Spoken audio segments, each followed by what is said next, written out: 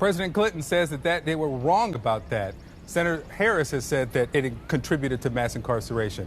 Why isn't Vice President Biden admitting what we're hearing from the former president? Well, look, I think we can go back to Vice President Biden's comments at the National Action Network breakfast in January, where he noted that the crime bill, by way of this disparity between crack and powder cocaine, trapped an entire generation of people. Look, I think many people will tell you across the country, Victor, black folks included, that the crime bill and the reaction to what was happening in the early 90s. Now, look, I was only about 3 or 4, but I'm a student of history. What was happening in the early 90s, the reaction was an overcorrection to a very real issue. But we are going to see some policy rollouts from our campaign very soon, Victor. I know folks have questions about what is Vice President Biden's criminal justice policy. Is it now that those are going to come? Now the campaign's position that the crime bill did contribute to mass incarceration? Victor, I think the vice president, his comments speak for themselves. What is very clear is his comment was that it does not contribute to mass incarceration. The former president who signed it said it did. Look, Victor, if we play the whole clip, what he also said was that the majority of folks that are incarcerated were incarcerated at the state level. And there's a reason for that. Let me put up the truth in sentencing incentives here. And I mean, there is a reason for that. But there's a reason. Let me put it up. Let me put it up on the screen, guys. The truth in sentencing section of the 1994 crime bill. This is page 21. It incentivized.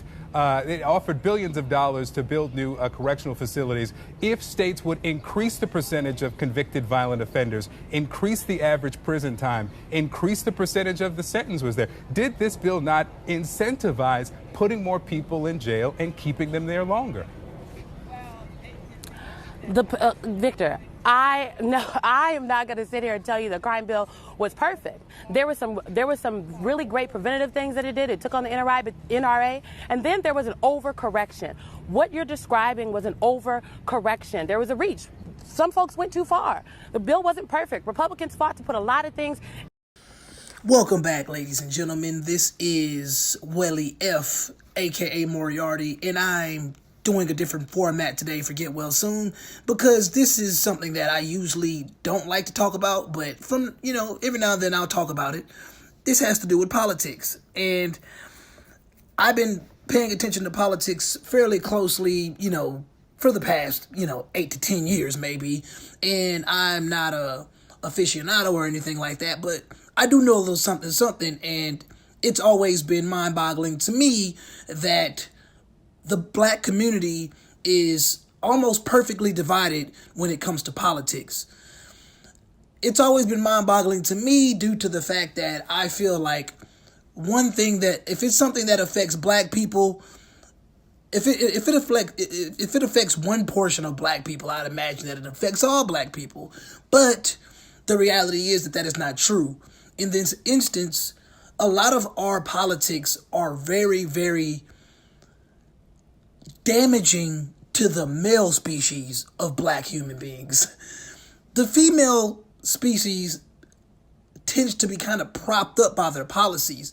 And due to the fact that females are connected to the hive mind, and when it comes to coming together as a collective and voting on something that is beneficial solely to them, they're going to make it happen because they move in groups.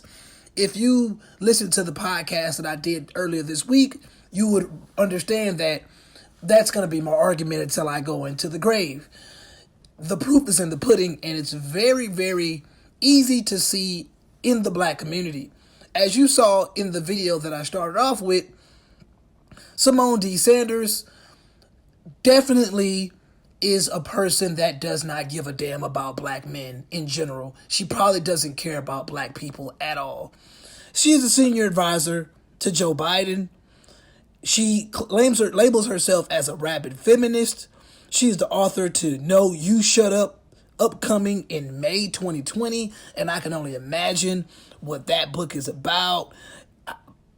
Don't know much about her, but based off this interview, she is definitely a politician at heart. And I once told one of my friends that if you want to understand a politician, then you have to try to understand women, because women are politicians at heart. at the end of the day, I think it's very critical for people to look at that video and get their laugh on. Hopefully YouTube doesn't take that video down. I also put the link to the original so you can watch it. But while this video was up, take a look at it and understand that black males and black females are divided to the point where black women literally do not care if we end up poor, dead, or in jail. So I just wanted to use this as a prime example, and I'm pretty sure I'm going to find more examples, but you just need to understand that if it's this bad in the mainstream political field, you can only imagine how bad it is in, on the social spectrum. So yeah, if you get a chance, man, check out the full video, and hopefully the context doesn't seem misleading, but I think that this is enough to go off on. And like I said, I'll expand on this in the future, and I just wanted to really just put this out there so people don't think that Welly F is crazy. The black community is in trouble. It's been in trouble for years, and I put a blog post up this today that I labeled it we're still in last place. It goes into, it's just my brief synopsis on my mind state on politics in general.